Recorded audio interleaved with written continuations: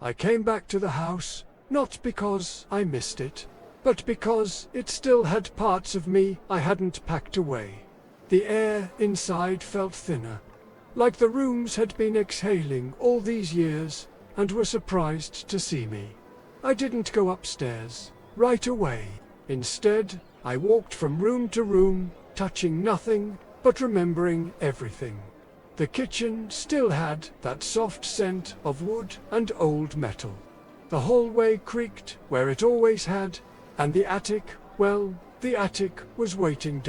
It took me a while to find the light. One of those pull-cord bulbs with dust around the base. It blinked twice before giving in. Just enough glow to show the outline of old boxes and blankets. That's when I saw it. A small cardboard box, taped up, marked in faded blue ink. Photos, do not throw out. I smiled, because it was in my handwriting. From decades ago, I carried it downstairs like it was fragile. Not the box itself, but whatever might be inside. I sat cross-legged on the living room rug, the kind with little knots and stains from long-gone holidays. Set the box in front of me, paused, then opened it. The first thing I saw was a stack of photographs, loose, mismatched, bent at the corners, like they'd been handled too many times, or not enough.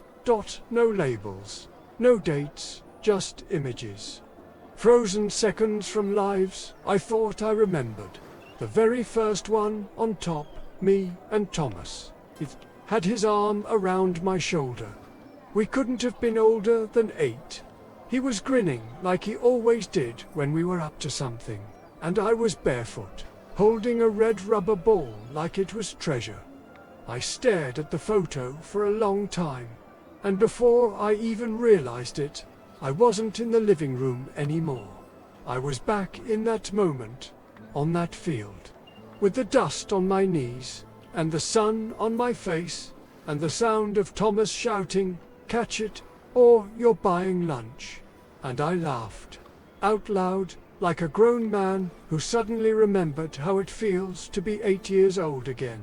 Thomas was the kind of friend you only get once, and if you're lucky, you realize that before it's too late.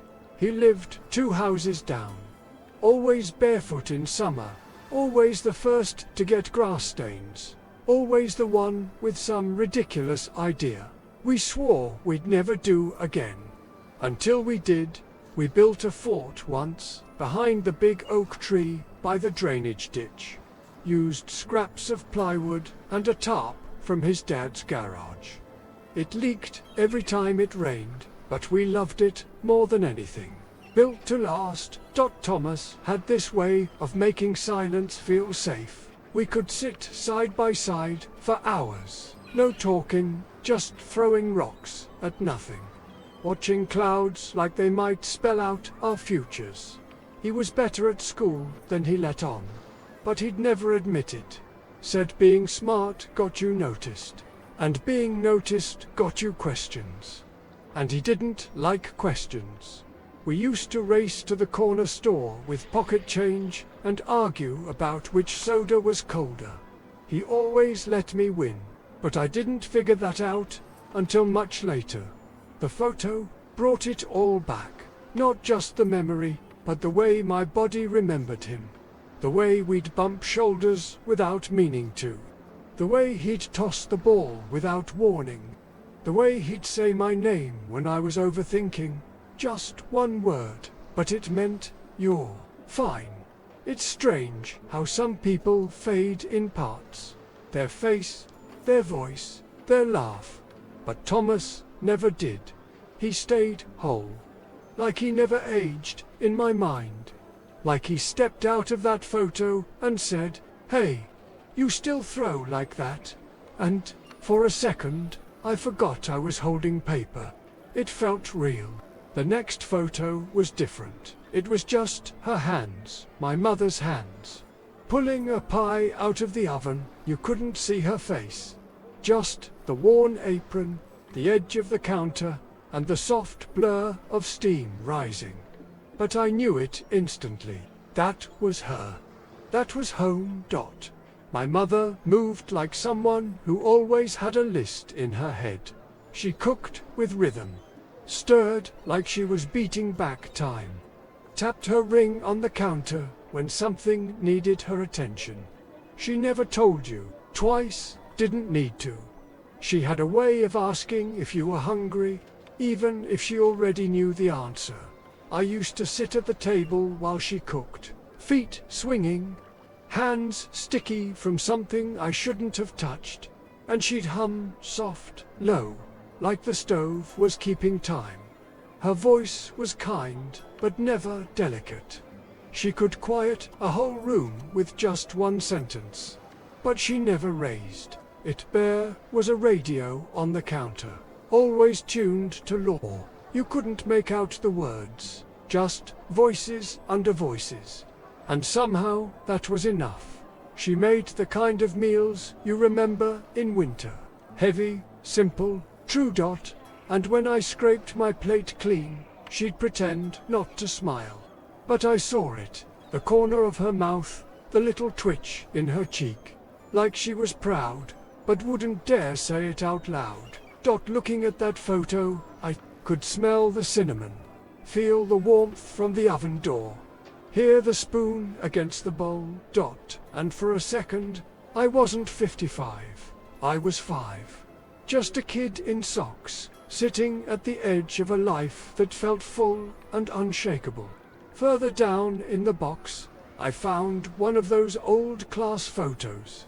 You know, the kind, 25 kids in rows, all squinting in different directions, and the teacher standing off to the side, hands folded like a prison guard.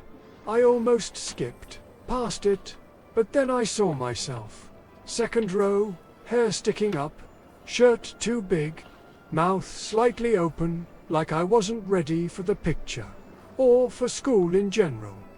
And next to me, Thomas. Of course, he had that grin again, one eyebrow raised, like he was about to say something clever but decided not to. I remembered that day. It was cold. I'd forgotten my gloves. Someone made fun of my ears, and I pretended not to care, but spent the whole day tugging at my collar. It's funny how clearly you remember the small embarrassments, not the lessons, not the teachers, but the blush on your face, the heat in your neck, the sound of kids whispering when they think you can't hear. I remember the classroom smell, pencil shavings and sour milk, the flicker of the overhead lights, the math problems on the board I never solved, and how Thomas would lean in during reading time and whisper a joke just loud enough to get me in trouble. There was a girl in that class, Lisa. Maybe. She wore her hair in 2 braids and read faster than anyone. I once asked to borrow her ruler, and she blushed so hard she dropped it. We never spoke again. That photo brought it all back. Not the learning, not the growing. Just the being. Small, being unsure, being watched and not knowing why, and yet somehow, looking at that frozen group of strangers I once knew, I didn't feel distant. I felt like I was right there, still fidgeting, still tugging at my collar, still waiting for the bell to ring. It was near the bottom of the stack. A photo I didn't recognize at first. A faded image of the backyard. Our backyard. Thomas was there. My mother, too. A neighbor kid whose name I never remembered. And our old dog, tail midwag, frozen in motion, but I wasn't in it. I stared at the photo for a while, trying to place the day. The angle told me it was taken from inside the house, through the back screen door. Someone had stood behind the glass and snapped it when no one was looking. It wasn't posed. No one smiled. No one waved. They were just living. And I wasn't in the frame. But I remembered that day. The smell of cut grass, the way the sun hit the fence around 3 in the afternoon. The sound of Thomas's laugh when the dog knocked over his soda. I had been in the kitchen, just out of sight, watching Dot, and even though I wasn't in the photo, I could feel the moment again, clearer, maybe, than any picture I had been in. Funny how that works. Sometimes the memories that stick aren't the ones we captured, but the ones we witnessed quietly. There's a different kind of truth in that. Not performance, not the say cheese version of life. Just time, unaware it's being remembered. I held that photo like it might vanish, like if I looked away too long, it would take that moment with it. And, in a way, it did. Because when I blinked and looked again, I didn't see the fence, or the dog, or even Thomas. I just saw the screen door, and the faint outline of a boy, inside the house, behind the glass, watching a world he wasn't quite in, but never really left. By now, the photos were spread across the floor. Some face down, some stacked, some gently curling at the corners, like they were tired of being flat. I picked one up at random. It was just the living room. This room from years ago. The old couch still had plastic on the arms. The bookshelf was full, not with novels, but with board games and VHS tapes. The TV sat too low, the carpet too loud, and there, in the corner, me, cross-legged, reading a comic book, feet dirty from the backyard. I remembered the silence. Not the heavy kind. The kind that made room for imagination. I used to read for hours. Not for the stories, but for the feeling of having a world inside my head that no one could touch. My father was probably nearby. He didn't like being in pictures. Said he already saw himself enough in the mirror. But I could hear his voice, clear as day. Turn that lamp off when you're done. Powers not free, not angry, not warm. Just there, like wallpaper, always present, even if you stopped noticing it. Sometimes I think I understood my father, more in his absence than I ever did when he was in the room. He wasn't cruel, just tired. Always one step ahead of whatever problem he thought was coming. I remembered the sound of his boots on the stairs, the rattle of keys in the bowl, the way he cleared his throat before speaking, like every sentence cost him something. Looking at that photo, I felt smaller than I had in years. Not in a bad way, just humbled, like I was sitting across from a younger version of myself. Watching him live, a moment I didn't know I missed until now. There were more pictures of Thomas, us on bikes, us eating popsicles on the front steps, us sitting on the hood of my uncle's old car, pretending we knew how to fix it. But the photos stopped after a while. Not suddenly, just less frequent, like a dimmer switch, turning down until he faded from the stack completely. I tried to remember when it happened. When we stopped spending every day together. When we stopped laughing at nothing, or knocking on each other's doors without warning. But there wasn't a moment. No fight, no move away, no dramatic goodbye. He just stopped showing up. One day, I rode my bike past his house, and the basketball hoop was gone.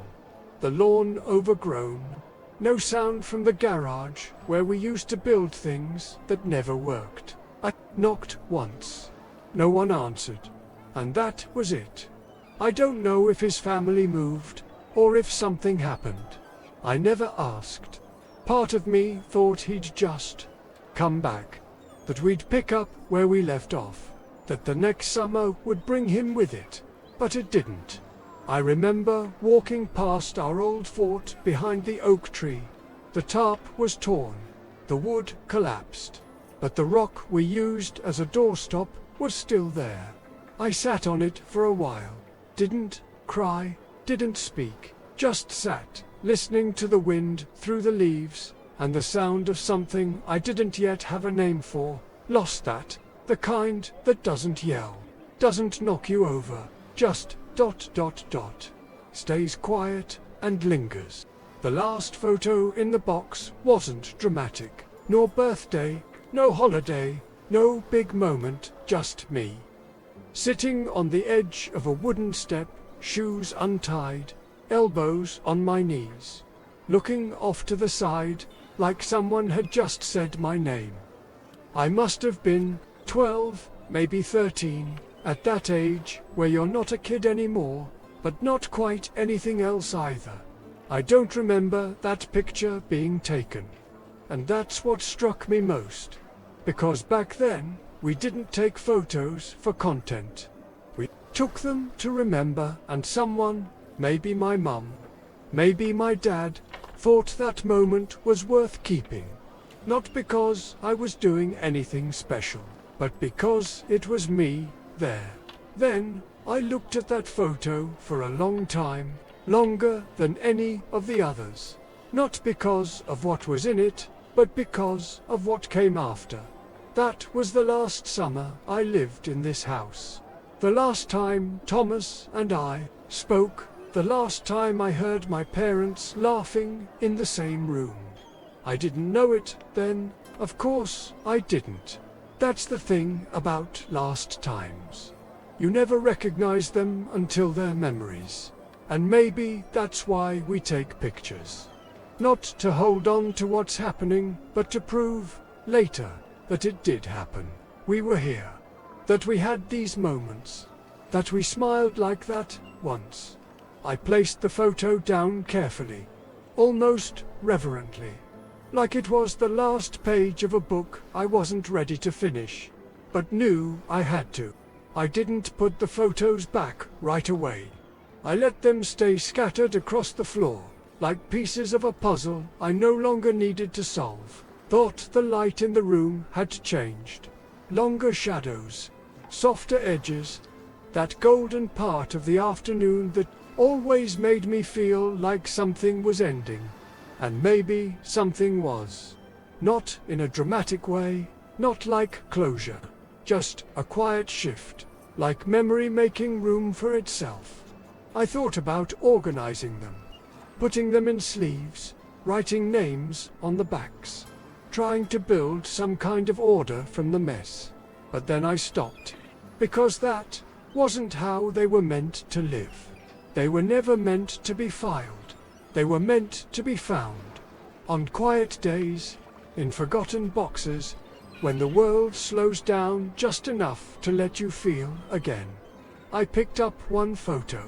The one of the backyard, the one where I wasn't in it. And I smiled. Because I was there. Even if the photo didn't catch me. Even if no one else remembered it that way. That's the thing about memory. It doesn't ask for proof. It just asks to be felt, to be carried, to be welcomed when it comes knocking softly on a late afternoon. I gathered the photos gently, stacked them not by time, but by feeling. And as I placed them back into the box, one by one, I wasn't closing anything. I was keeping it warm. I closed the box, not because I was finished, but because it felt right. Like the photos had said all they needed to. I didn't tape it shut, didn't label it, didn't try to summarize, just set it on the shelf beside a stack of blankets and a jar of screws I still haven't found a use for. The attic was quiet, dust catching light in the air, like it was dancing just for me. I stood there a while, not thinking, just listening to the sound of old wood holding breath. I didn't cry, but I felt full. Not heavy, not broken, just full. Full of names, moments, laughs I hadn't heard in decades. Mornings I thought I'd forgotten. People I hadn't spoken to since I was too young to know what goodbye meant. And I thought, maybe that's why we keep old houses. Not for the walls, or the furniture, or even the photographs, but for the silence. The kind that knows your name. I pulled the attic door closed, felt the latch catch, felt something inside me settle, not end. Just settle, . And as I stepped back into the hallway, I didn't feel older. I felt remembered.